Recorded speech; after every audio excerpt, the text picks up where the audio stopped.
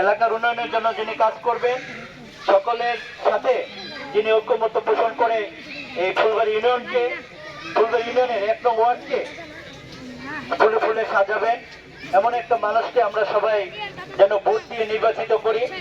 সেই প্রার্থীটা আমাদের কাছে দিতে হবে, আমাদেরই নির্বাচন করে দিতে হবে।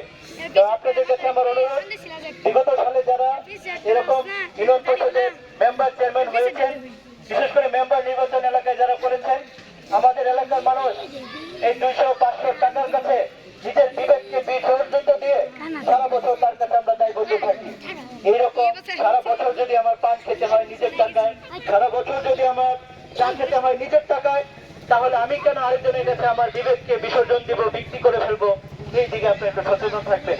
আপনারা আসলে অবগত আশ্চর্য হবেন, একটা ইউনিয়ন পরিষদে 2.5 কোটি থেকে 4 কোটি বরাদ্দ হয় বছরে।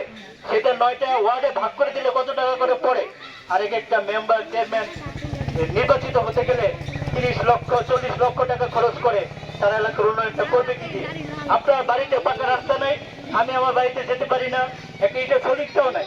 এই এলাকার মানুষের কাছে ধর্ণা দিয়ে ঘুরে যে আমার বাড়িতে একটু রাস্তাটা দাও, কিন্তু সেই সুফল পাওয়া যায় না। কারণ কি, সেই প্রতিনিধিরা আগে আপনাকে টাকা দিয়ে ফেলেছে, এরপরে আর আপনার উন্নয়নের জন্য কিছু করতে পারে না।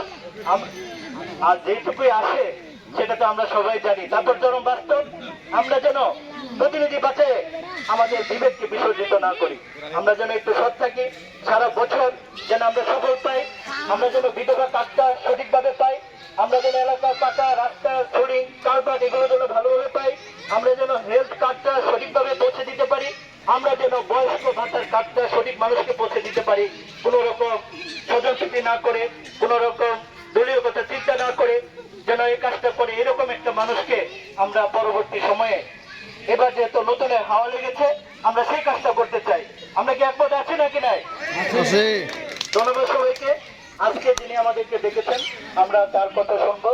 এখন আমি আবারও দোয়া প্রার্থনা করার জন্য আজকের উদ্যোক্তা টুটুল রহমান বাহাদুরকে আহ্বান জানাচ্ছি।